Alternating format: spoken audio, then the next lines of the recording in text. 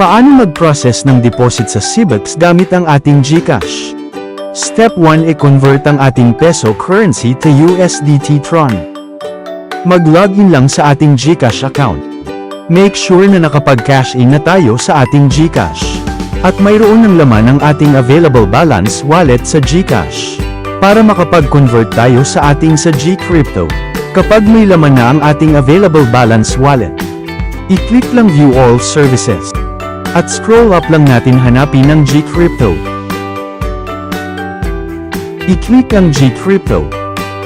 Kapag nasa GCrypto wallets na tayo, mayroon tayong makikitang trading wallet. At para makapag-convert tayo ng ating USDT, ang kailangan muna natin mag-top up. I-click lang natin ang top up. Ilagay lang natin ang amount na gusto nating i-top up. And then i-click lang natin ang continue.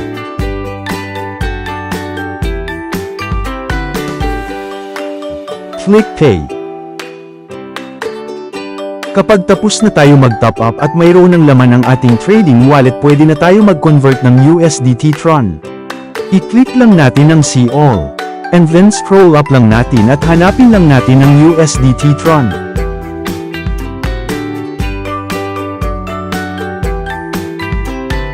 I-click ang USDT Tron.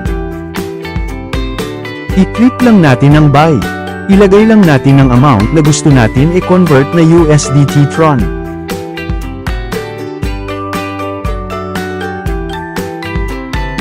At makikita natin dito ang USDT amount na ating marireceive.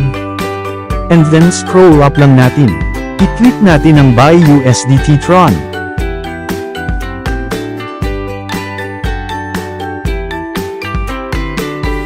Kapag nag-buy order successful na, ibig sabihin na i-convert na natin ang ating peso currency to USDT Tron.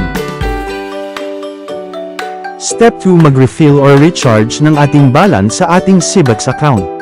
Kapag nakapag-convert na tayo or mayroon na tayong available USDT sa ating crypto wallet, pwede na tayo mag-refill or mag-recharge sa ating CBEX account. Mag-login lang tayo sa ating CBEX account. I-click lang natin ang tatlong lines sa itaas. I-click lang natin ang Tether. Piliin lang natin ang Refill. Scroll up lang natin. Sa Payment From, piliin lang natin ang Tether TRC20. And then makikita natin ang ating payment address. I-copy lang natin ang ating payment address. Pagkatapos mag-login lang tayo sa ating GCash account. I-click lang View All Services. At scroll up lang natin hanapin ang GCrypto. I-click ang GCrypto.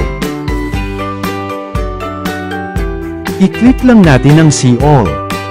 And then scroll up lang natin at hanapin lang natin ang USDT Tron. I-click ang USDT Tron. I-click lang natin ang Send. Then ilagay lang natin dito sa USDT amount. Kung ilang USDT ang gusto natin i-transfer sa ating CBEX account. Sa Enter Address of Recipient, i-paste lang natin dito ang ating payment address sa CBEX. Scroll up lang natin, at i-check lang natin ang box. Then click lang natin ang Send USDT. Pagkatapos mayroon tayong marireceive sa ating email na 6 digits authentication code.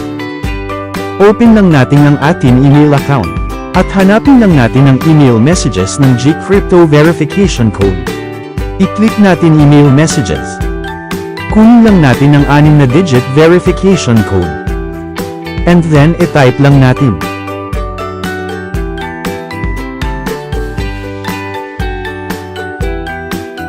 Click Submit Code. At on process na ang ating refill or recharge sa ating CBEX account. Step 3. Mag-create ng deposit. Kapag tapos na tayo mag-refill or recharge sa ating CBEX account gamit ang ating crypto wallet, mag-login lang tayo sa ating CBEX account. I-click lang natin ang bell sign. Mayroon tayo matatanggap na notification sa itaas na pumasok na sa ating CBEX account ang ating refill balance. At pwede na tayo mag-create ng ating deposit.